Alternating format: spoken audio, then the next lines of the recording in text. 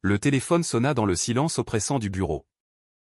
Et avant même que je ne puisse répondre, la voix du directeur des ressources humaines retentit comme un coup de tonnerre. « Alexandre. Votre collègue Julien vient d'être licencié pour harcèlement moral envers le chef d'équipe. » Ce fut un choc électrique qui me traversa. Car je savais que Julien n'avait rien fait d'autre que d'aimer en secret notre patron. Et maintenant, face à ce vide soudain, je réalisais avec horreur que mes propres sentiments pour lui, enfouis depuis des mois, ne s'étaient pas éteints, au contraire. Ils flambaient plus fort, me condamnant à un destin similaire. Mon cœur battait la chamade tandis que je fixais l'écran de mon ordinateur, feignant la concentration. Mais intérieurement, je me débattais avec cette révélation. Comment pouvais-je continuer à travailler ici, à croiser son regard chaque jour, sans risquer le même sort? Je m'appelle Alexandre Moreau. 25 ans. Employé dans une agence de publicité à Paris, dans le quartier animé de la Défense. Mon quotidien était rythmé par les deadlines serrés, les brainstormings interminables et les cafés trop amers. Mais depuis 6 mois, tout avait changé avec l'arrivée de Vincent Duval, notre nouveau chef d'équipe. À 35 ans, Vincent était l'incarnation du charisme professionnel, grand, athlétique, avec des cheveux noirs légèrement grisonnants aux tempes qui lui donnaient un air de maturité irrésistible. Ses yeux bleus perçants semblaient lire en vous comme dans un livre ouvert. Et sa voix grave, assurée, imposait le respect sans effort. Il venait de Lyon, où il avait gravi les échelons dans une grande firme. Et son transfert à Paris était vu comme une promotion méritée. Pour moi, c'était bien plus, une perturbation totale de mon équilibre précaire. Julien, mon collègue et ami proche, avait été le premier à craquer. Nous partagions le même open space. Et lors de nos pauses cigarettes sur la terrasse, il m'avait confié ses sentiments naissants pour Vincent. C'est ridicule. Alex? Je sais, avait-il murmuré un soir pluvieux, les yeux fixés sur la skyline illuminée. Mais il y a quelque chose en lui. Une force qui m'attire irrésistiblement. J'avais hoché la tête. Compréhensif. Car je ressentais la même chose. Nous étions tous deux gais, assumés dans notre cercle d'amis, mais discrets au travail. La France, malgré ses lois progressistes, gardait des poches de conservatisme, surtout dans les milieux professionnels. Julien avait commis l'erreur de laisser filtrer son admiration, un email maladroit, des regards trop insistants lors des réunions. Et maintenant, il était parti, escorté par la sécurité comme un criminel. Ce soir-là, après l'annonce, je rentrais chez moi dans un état second. Mon appartement minuscule dans le Marais, ce quartier vibrant de la communauté LGBT, me semblait soudain étouffant. Je m'assis sur mon lit défait, repensant à la scène. Vincent avait convoqué l'équipe pour une réunion d'urgence. Julien a franchi une ligne, avait-il déclaré d'un ton neutre, sans émotion apparente. Nous ne tolérons pas les comportements qui mettent en péril l'harmonie de l'équipe. Ces mots résonnaient en moi comme une accusation personnelle. Était-ce vraiment du harcèlement? Ou simplement une passion mal placée? Et moi, qui observais Vincent depuis des mois, notant chaque détail ou la façon dont il ajustait sa cravate. Son rire rare mais contagieux, allais-je subir le même sort? Le lendemain matin, l'atmosphère au bureau était électrique. Les murmures allaient bon train, Julien était obsédé, disaient certains. C'est injuste. Il n'a rien fait de concret, rétorquaient d'autres. Moi, je me taisais, feignant l'indifférence. Vincent m'appela dans son bureau vitré, surplombant la tour Eiffel au loin. Alexandre? Comment vas-tu? Demanda-t-il. Son regard scrutateur me transperçant. Je balbutiai une réponse banale. Mais intérieurement, mon pouls accélérait. Était-ce de la paranoïa? Où lisait-il en moi? Nous discutâmes du projet en cours. Une campagne pour une marque de luxe. Mais mes pensées déviaient constamment. Pourquoi Julien avait-il été si imprudent? Et moi? Pouvais-je réprimer ces sentiments qui grandissaient? Comme une plante sauvage envahissant un jardin ordonné? Au fil des jours, la tension monta. Ma famille. Originaire de la banlieue conservatrice de Versailles. Ignorait tout de ma sexualité. Mon père. Un retraité de l'armée. Et ma mère. Professeur d'histoire. Attendait de moi un mariage traditionnel. Des enfants. Quand vas-tu nous présenter une petite amie, me taquinait ma sœur lors des dîners dominicaux. Ces attentes pesaient comme un fardeau, amplifiant mon conflit intérieur. Aimer Vincent n'était pas seulement risqué professionnellement, c'était une trahison potentielle envers mes racines. Pourtant, lors d'une soirée d'équipe au bar du coin, Vincent s'assit près de moi. « Parle-moi de toi. » Alexandre, dit-il. Sa main effleurant accidentellement la mienne. Ce contact fugace alluma un feu en moi. Je lui racontai mes rêves de devenir directeur créatif, omettant bien sûr l'essentiel. Mais ces questions insistantes me firent douter, savait-il? Une semaine plus tard, Julien m'appela. « Alex? » C'était une erreur, sanglota-t-il au téléphone. J'ai tout perdu pour rien. Vincent est hétéro. Marié. Avec une vie parfaite. Ces mots me frappèrent comme un poignard. Vincent? Marié? Je n'avais jamais vu d'alliance. Mais une recherche rapide sur LinkedIn confirma, une épouse discrète. Une maison en banlieue. Mon monde s'effondra. Aimer un homme inaccessible. Hétérosexuel.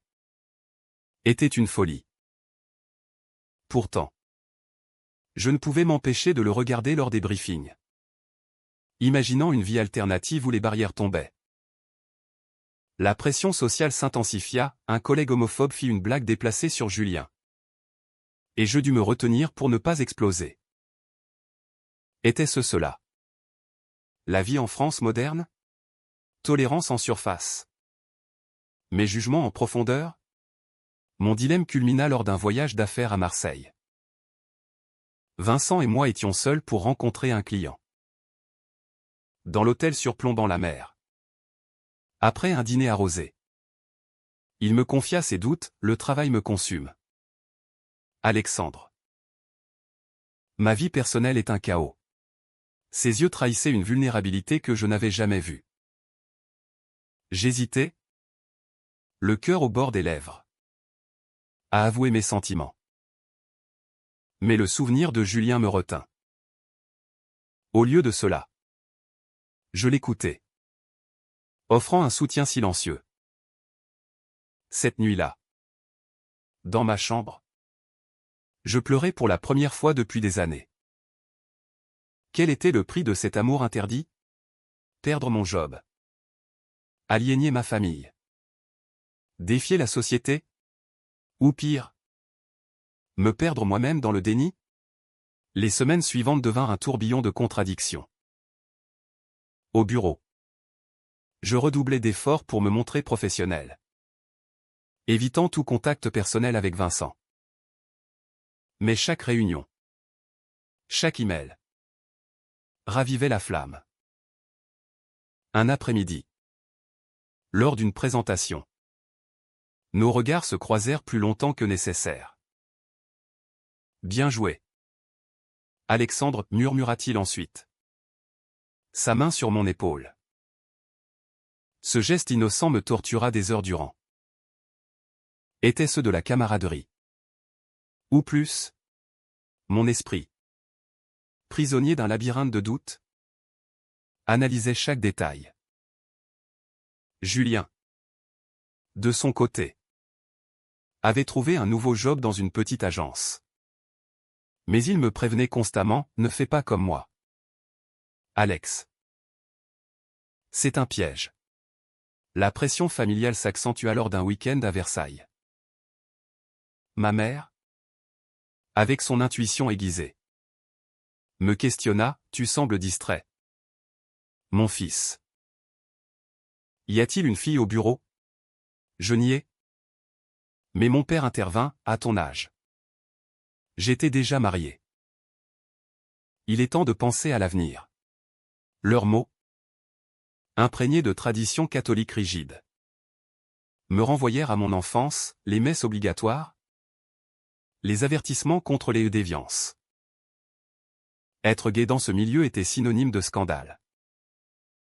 Je rentrais à Paris avec un poids supplémentaire, me demandant si avouer ma sexualité à ma famille valait la peine. Surtout pour un amour non réciproque. Au travail, les rumeurs enflèrent.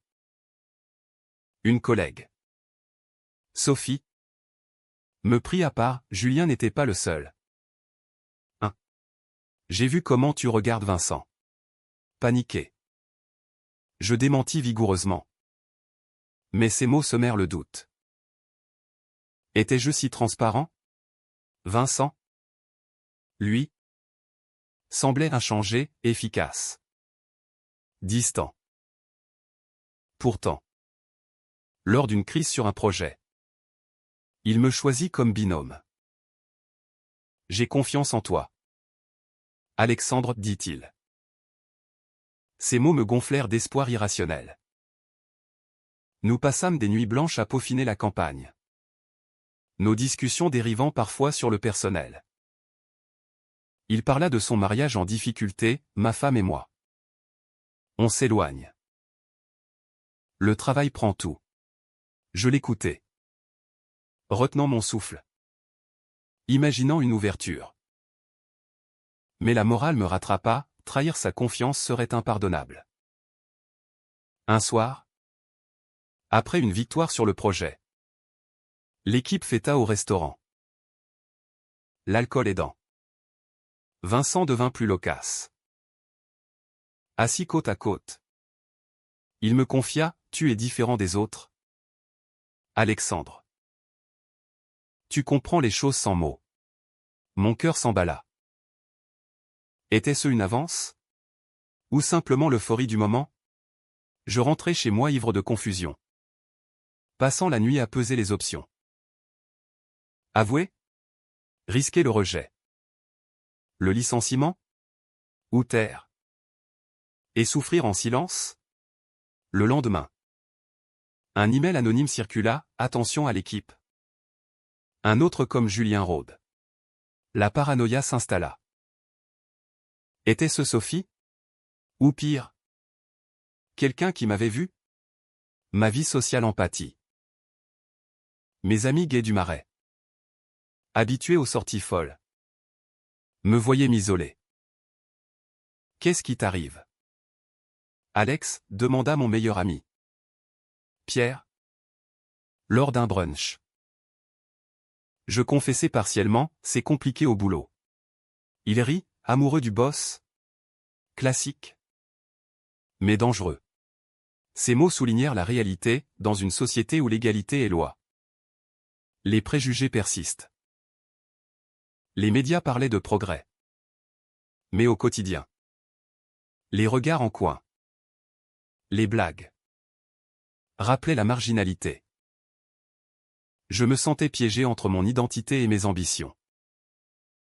Le point de non-retour arriva lors d'une confrontation inattendue. Vincent m'invita à un café après le travail. Il faut qu'on parle, dit-il gravement. Mon estomac se noie. Dans un bistrot cosy près de la Seine. Il aborda le sujet, je sais pour Julien. Et je sens que toi aussi. Il hésita. Tu as les mêmes signes. Le monde s'arrêta. Avait-il deviné? Je balbutiai, quoi? Il secoua la tête, non.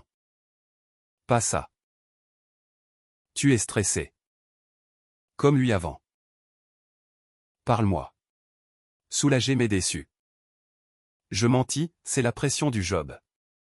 Mais intérieurement, je bouillonnais. C'était l'occasion. Mais la peur l'emporta. En rentrant, je réalisais le prix, chaque jour sans action était une petite mort. Les conflits intérieurs s'intensifièrent. Des cauchemars me hantaient, licencié. Rejeté par ma famille. Seul. Pourtant, l'attraction pour Vincent grandissait. Nourri par nos interactions quotidiennes. Un midi, il partagea son déjeuner avec moi. Parlant de ses rêves d'enfant. J'aurais voulu être artiste. Pas manager, avoua-t-il. Cette vulnérabilité me toucha profondément. Était-il vraiment hétéro? Ou refoulait-il quelque chose? La société française. Avec ses normes rigides. Pouvait-elle forcer un homme à se cacher? Mes doutes moraux surgirent, poursuivre cela serait égoïste. Potentiellement destructeur pour lui. Sa famille. Enfin. Une trahison survint. Sophie, jalouse de ma proximité avec Vincent, répandit la rumeur. Alexandre est le prochain Julien, chuchota Théon. Vincent me confronta, est-ce vrai? Face à son regard. Je craquai partiellement, j'admire ton travail. C'est tout. Mais il insista, ne mens pas. La tension était palpable. Ce soir-là. Je décidai, il fallait choisir. Continuer. Ou fuir? La décision pesait comme un roc sur ma poitrine. Après la confrontation avec Vincent, je passais des jours en retrait. Évitant les regards. Mais le destin força ma main lors d'une crise familiale. Ma sœur m'appela en larmes, papa est à l'hôpital. Infarctus. Je fonçai à Versailles. Trouvant mon père affaibli mais lucide. Fils. Pense à ta vie, murmura-t-il. Ne perds pas ton temps. Ces mots, innocents, ravivèrent mes tourments. À l'hôpital. Ma mère me serra, on t'aime tel que tu es. Savait-elle? Le doute m'assaillit. Rentrer à Paris fut un calvaire, je devais affronter la vérité. Au bureau. La rumeur avait enflé. Des collègues me évitaient. Sophie jubilait. Vincent m'appela dans son bureau, Alexandre. On ne peut plus ignorer ça. Assis face à lui.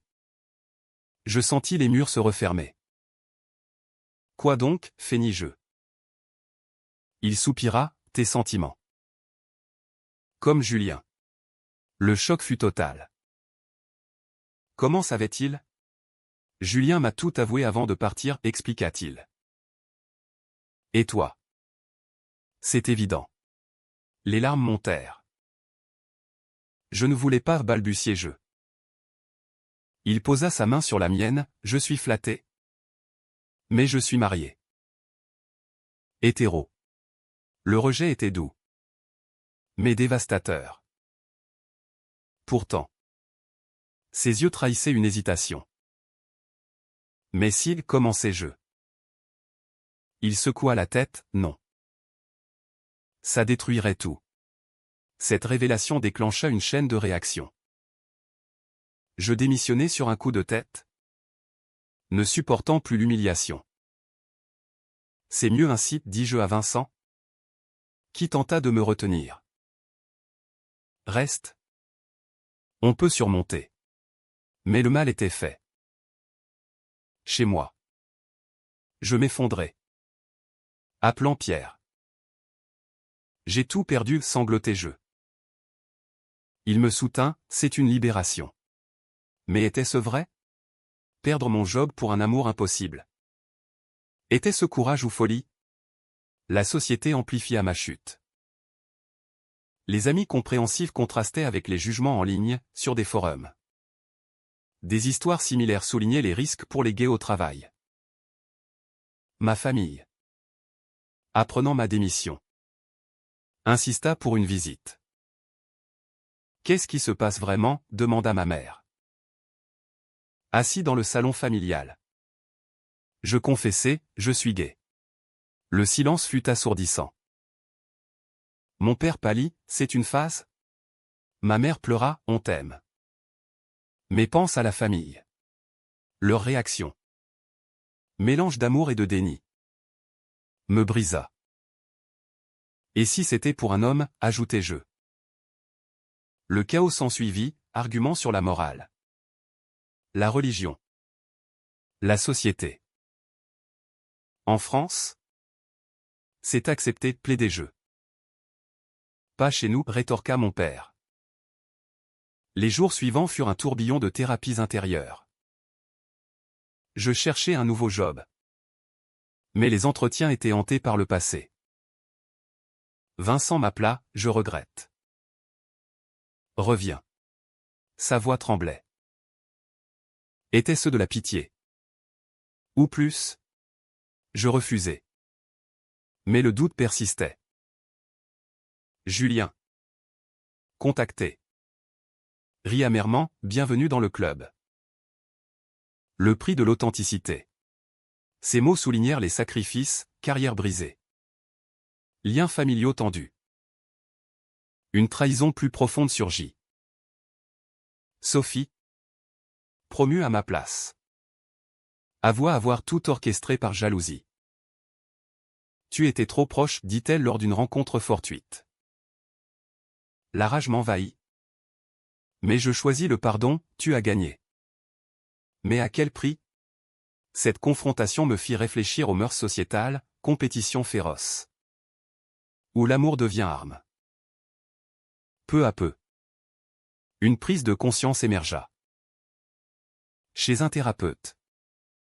Je disséquai mes choix, aimer Vincent était-il mal? Ou la société l'interdisait-elle? Les séances révélèrent des blessures enfouies, rejet adolescent. Peur du jugement. Ma famille évolua lentement, ma sœur médiatisa, donne-leur du temps. Vincent? De son côté. Divorça soudainement. Ton courage m'a fait réfléchir, m'écrivit-il. Était-ce une ouverture? Ou une illusion? Le climax personnel vint lors d'une manifestation pour les droits LGBT à Paris. Marchant sous la pluie. Je criais ma vérité. Rencontrer d'autres avec des histoires similaires me guérit partiellement. Mais le coup restait, isolement. Chômage temporaire. Était-ce valable? Les mois suivants furent une reconstruction laborieuse. J'obtins un job freelance. Loin de l'agence. Mais les cicatrices persistaient. Vincent me contacta régulièrement. Nos conversations évoluant vers l'intime. J'ai remis en question ma vie, avoua-t-il un soir au téléphone. Peut-être que je n'étais pas si hétéro. Ces mots ravivèrent l'espoir. Mais aussi la prudence. Avait-il changé par pitié? Ou était-ce authentique? Nous nous revîmes dans un café discret. Alexandre? Ton départ m'a ébranlé, dit-il. Ses yeux emplis d'émotion. J'ai réalisé que je ressentais quelque chose. Le baiser qui suivit fut un feu d'artifice. Mais teinté de doutes moraux, son divorce récent. Ma vulnérabilité. Ma famille. Après des discussions houleuses. Accepta progressivement. On veut ton bonheur, concéda mon père lors d'un dîner tendu. Mais les préjugés sociétaux pesaient, amis conservateurs s'éloignèrent. Rumeurs persistèrent. Vincent et moi naviguions ces eaux troubles. Nos décisions pesaient au gramme. Sommes-nous prêts à payer le prix, demandai-je. Il hocha la tête, pour toi. Oui. Pourtant. Les trahisons passaient en tête. Julien. Apprenant notre relation. Réagis mal, tu m'as remplacé? Sa jalousie révéla les dommages collatéraux. Sophie, regrettant, s'excusa, j'ai détruit des vies. Ces confrontations soulignèrent les choix éthiques, pardonner ou couper. La société française. Avec ses paradoxes au mariage gay légaux mais discrimination subtile amplifia nos luttes. Lors d'une interview anonyme pour un magazine LGBT. Je partageais mon histoire. Déclenchant des débats en ligne. L'amour au travail est-il tabou, titraient les articles. Nos vies devinrent un microcosme de ces enjeux. Au Traokui Kungen ki Vincent NGH Shung Toi SNG Kungno. Bekwa HTT en noix. NHNG Toi Dodé, GIA FITR la GI. MTBNB. Xung TGIA NHKOD. Riro NGH Ngip. Shung Toi CHNIMT. NHNG Kong Fi Kong TNTHNG. Miki NH la MTQ Kani. Mi THCTNHMT VTSO. Et si aimer contre vent et marée était une erreur morale? Ou au contraire? Le summum du courage?